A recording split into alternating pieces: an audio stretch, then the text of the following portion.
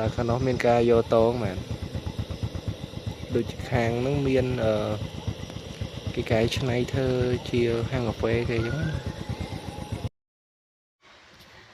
បាទនេះក្រោយពីភ្លៀងហើយបាទគឺទស្សនវិជ្ជានៅខាងត្រើយមកខាងស្ទឹងបាទ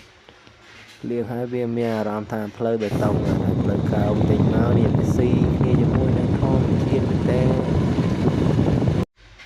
ហើយនៅទីរួមខេត្តបាត់ដំបងបាទផ្លូវហ្នឹងគឺនៅម្ដុំវត្តខ្វែងផ្លូវបេតុងវត្តខ្វែងយើងជិះមកវាមានស្ពានយោមួយអ្នកនរគ្នានេះប៉ុន្តែវត្តនេះមិនមែនវត្តខ្វែងគេហៅវត្តកំពង់អំពិលស្ពានយោវត្តកំពង់អំពិលនិយាយទៅកម្ពុជាយើងវត្តច្រើនមែនតើ